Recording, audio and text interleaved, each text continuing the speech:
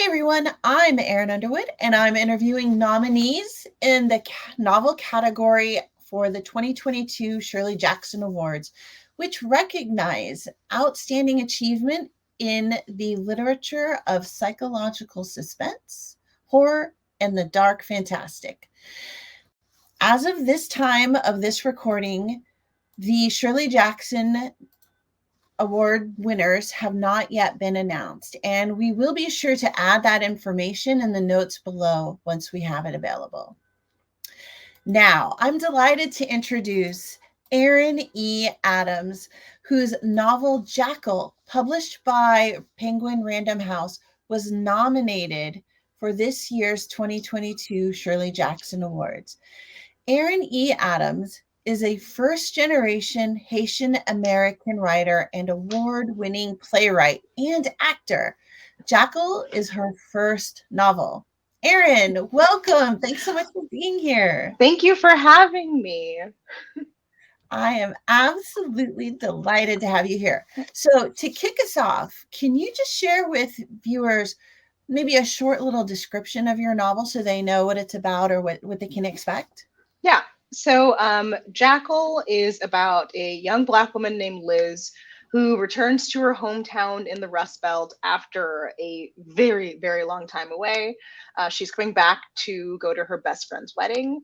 At that wedding, the couple's young daughter vanishes. As this massive search for the girl begins, she realizes that there's been a series of missing children in her hometown, all in and around the woods, and that they're all young Black girls.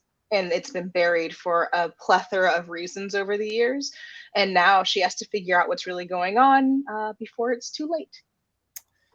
All right, that sounds really suspenseful and creepy already, and I love it.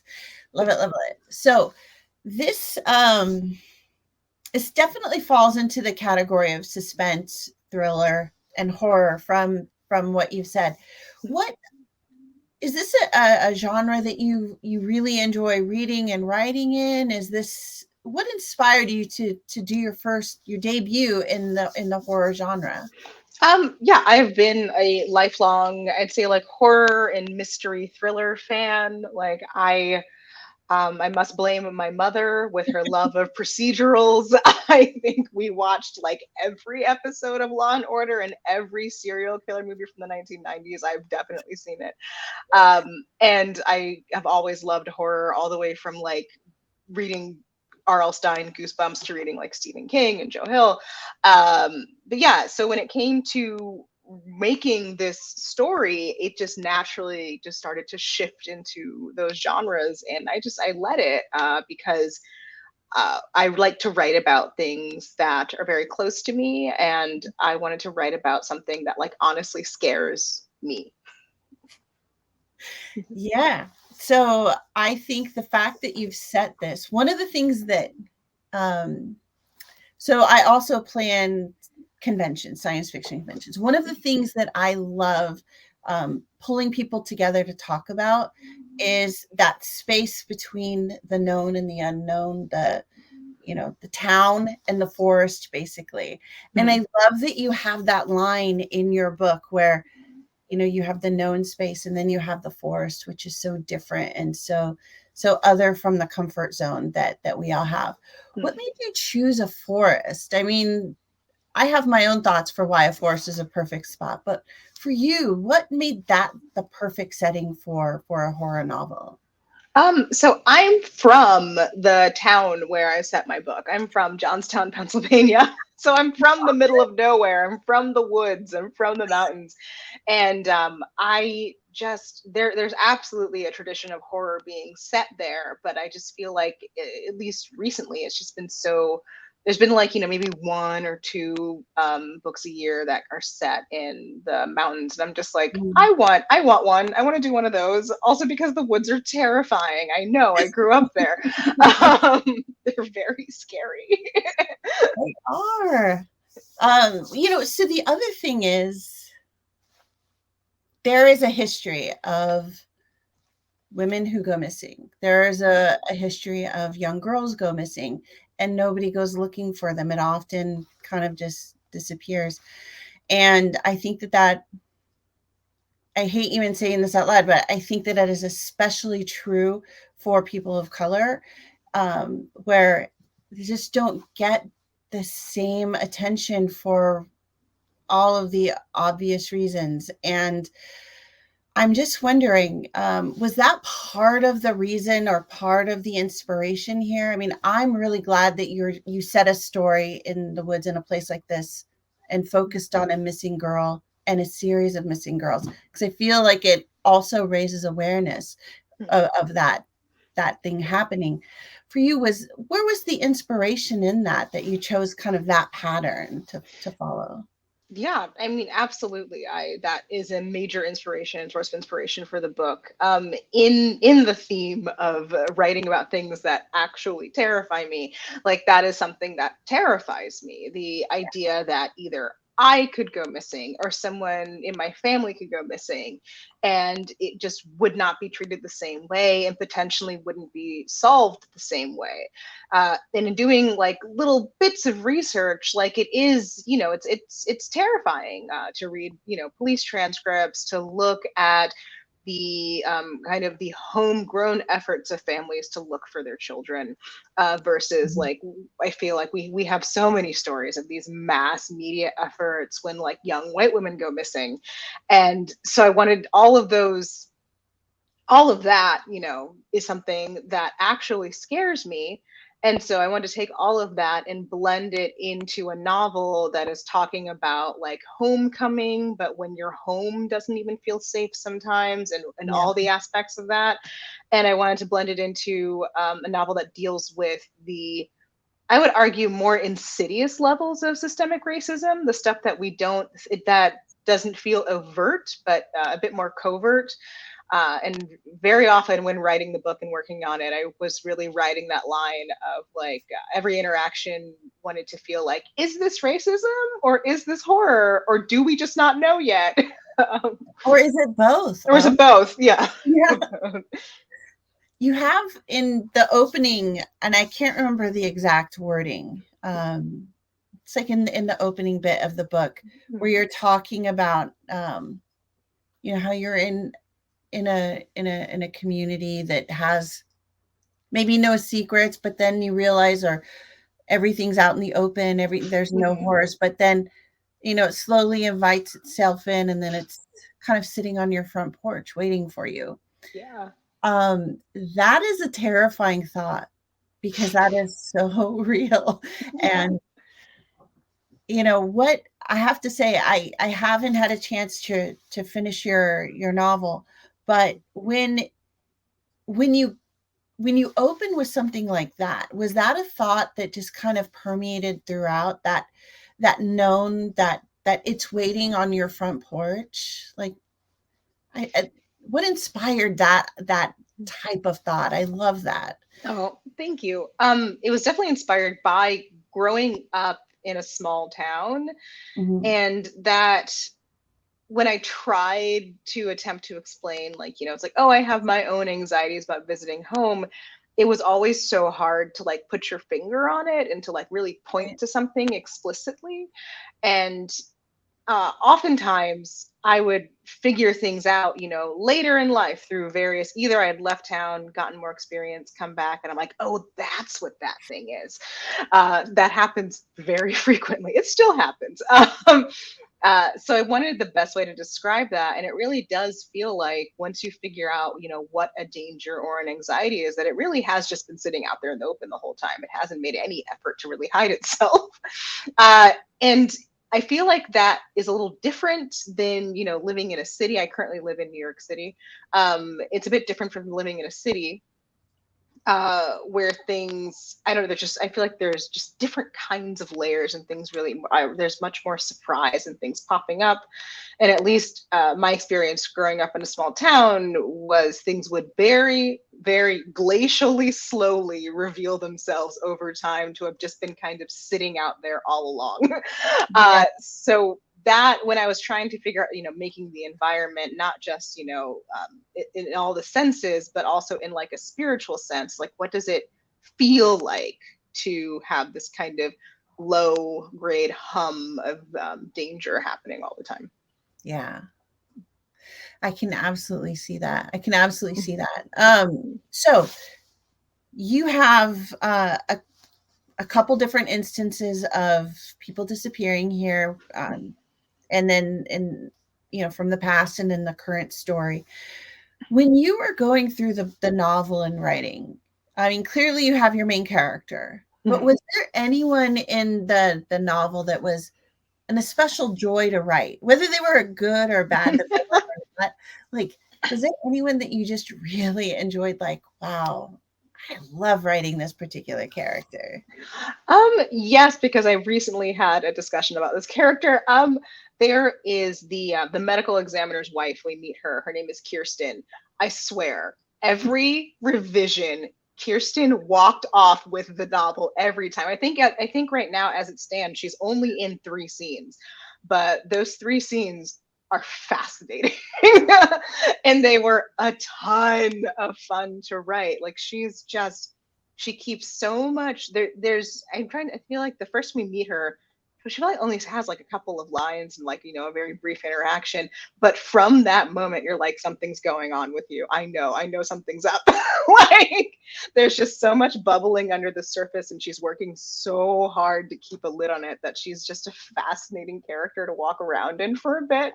But I had to be careful. She couldn't do too much.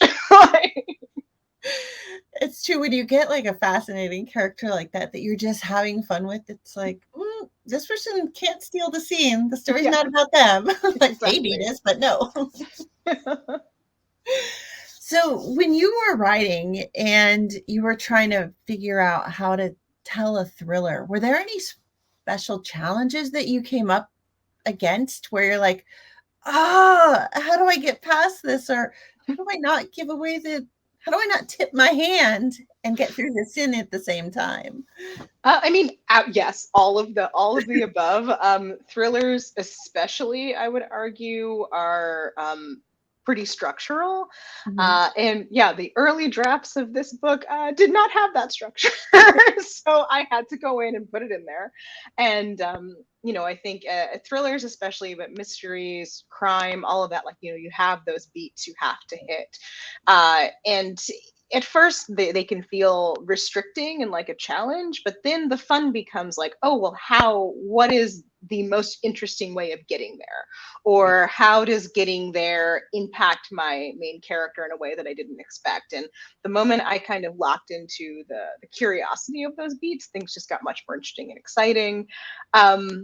And yeah, so that was really the like when, especially when it's coming to him from the angle of mystery thriller. Yes, those things were difficult for me at first, but once they locked in, they were really fun to do. That's awesome. Sounds like it's kind of like putting a puzzle together, but with Yes. words. Yes.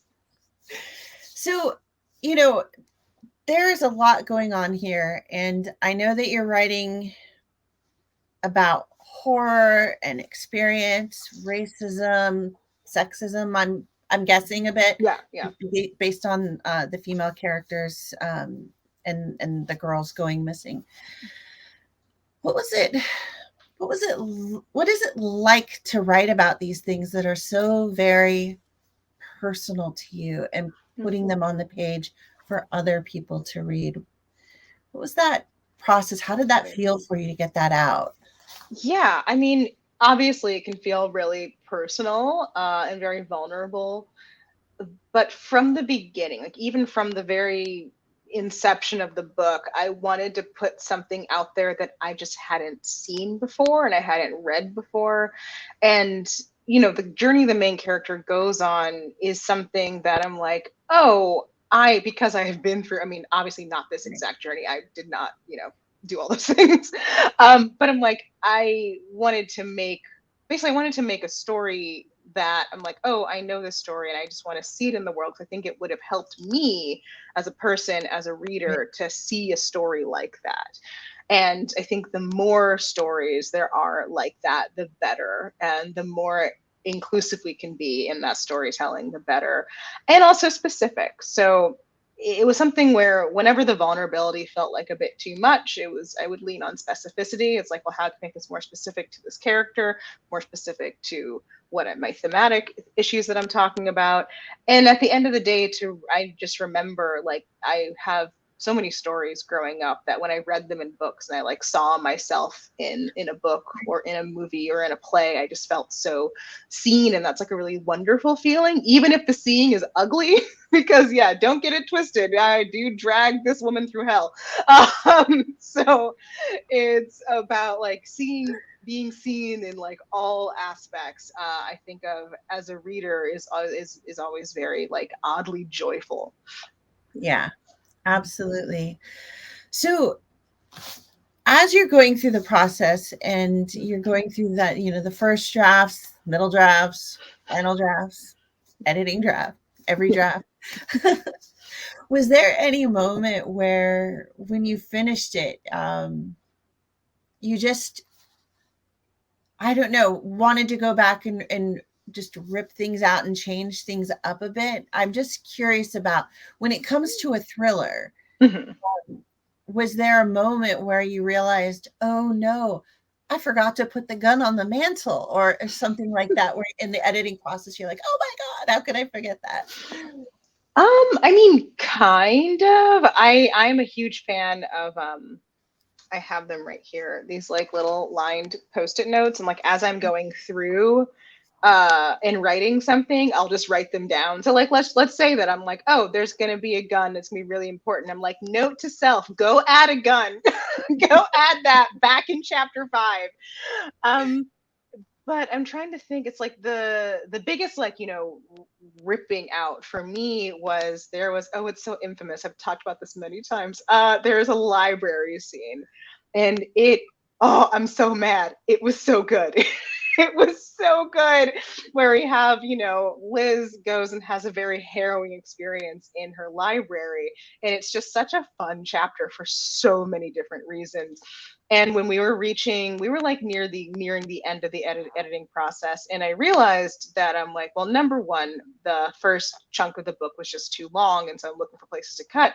And number two, it revealed way too much information way too soon. Right. And I like had to really sit with myself, and I'm like, you don't need it. This is really cool and really well written and like really, really fun to read. But you don't need it. And so yeah, I had to cut it out for, as you mentioned, that kind of thriller pacing. And I'd say one of the most like important aspects of a thriller is what you reveal when and how. And it was, doing way too much, way too soon. There's a special irony that the library scene had too much information. Yes, I like that. All right, so we're getting close, but I have so many questions for you. I need more time.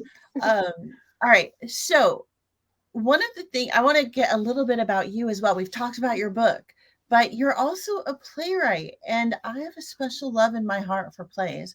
How did you transition from being a playwright to a novelist? What was it that kind of got you to strike out into this new genre of writing? So it was just around the time, at this point, I'd say maybe it's about 4 years ago, I just pivoted back into playwriting pretty strongly after being an actor for like about that point over about a decade. Mm-hmm. And I'm like, oh, I'm gonna start writing plays again. And as ideas were coming in, like the idea for Jackal kind of started to bubble, and I was like, this is not a play. This is something different. And I just started, just like messing around, writing a couple of like short fiction things, writing the teeniest bit of poetry, but then moving very comfortably back over into prose. And I just decided to try. And I feel like Jackal is a book of attempts, because I was like, I'm gonna attempt to write this book, and I'm gonna attempt to write this draft, and then I finish it. Like, okay, cool. I'm gonna attempt to revise it. I'm like, okay, I did it. Like, I'm gonna attempt to get this mentorship program, and then I did it. It was like, just like, let me just try the next little step. And so yeah, just I turned to prose writing. I would argue in like little steps and little experiments that suddenly began to start to take on a life and momentum of their own.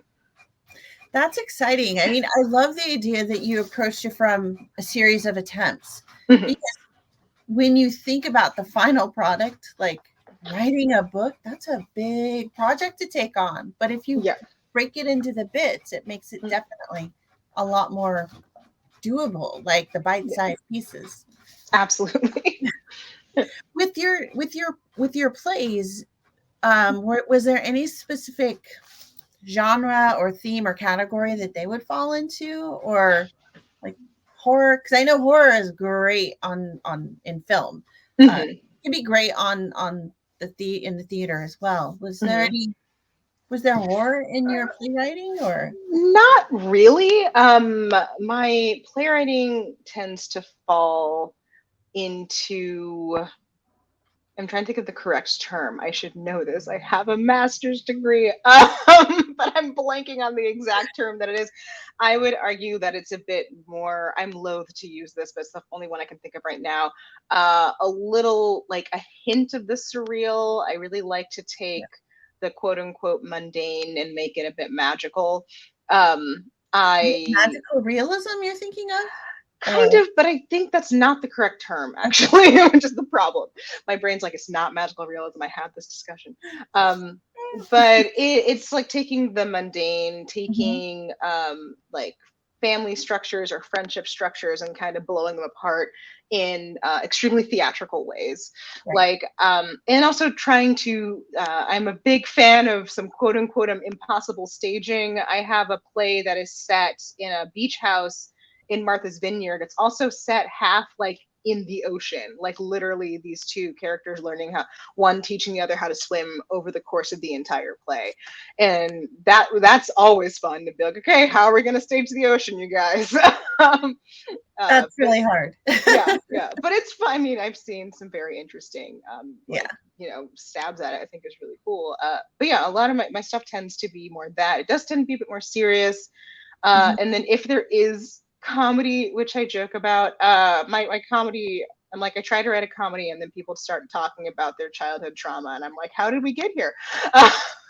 So yeah, my stuff tends to lean more poetic, theatrical, more drama focused things. That's awesome. I love it. I love theater so much. That's actually kind of where I started out with my creative bent. So I think it's perfect that's such a nice transition to go from theater to writing. Maybe your next step will be film writing. Who knows? Who knows? That would be really cool. So we're definitely at time now, but I want to make sure that readers and viewers get a chance to hear what you might have coming next. Any new work coming out? Any new appearances coming up? Yeah, I've managed to like hum together with quite a couple things coming up. So something, I guess, like starting just literally chronologically, up next, I am part of a new Black horror anthology that's been curated by Jordan Peele called Out There Screaming. Yeah, it's going to be out October 3rd, 2023. And then my next novel, which is called One of You, will be in spring of 2024. And then I also have a YA horror anthology called The Black Girl Survives in this one. I love that title. And that is April 2nd of 2024. And then finally, I have a talk, a kind of discussion with Sisters in Crime featuring Winnie and Lee. That'll be on July 17th at 2 p.m. over Zoom, so people can attend from the comfort of their devices. Awesome. And so I will include your bio and your website link in the kind of the notes for this video. And if people go there, they can figure out how to get into that Zoom or sign up for that. Yeah, I'm going to put it in my link tree. And so it'll just be like, once you click through the link tree, you'll see all the stuff. Awesome. That sounds really good. Well, thank you so much, Erin. And like I've said to other people, I can't have a favorite, but Okay. I wish Thank you the very you. best. Thank And you so much. I think you have some great things ahead of you, especially, sounds like you've got your work cut out over the next year. So Yeah. good luck with that too. Thank you. Thank you so much. Thanks for having me. This was a lot of fun. Absolutely. Absolutely. Well, thank you so much. And thank you to everyone else who has tuned in for this special interview with Erin E. Adams. And I would like to just remind everybody that the 2022 Shirley Jackson Awards will be announced on July 15 at Readercon, the Conference of Imaginative Literature. This year's ceremony will be hosted by Jeff VanderMeer and Ann VanderMeer. And as a reminder, the awards are run by volunteers and they're working on a shoestring budget. And they're always happy to receive any donations you might be able to give to help just keep the lights on. So please visit the shirleyjacksonawards.org for more information.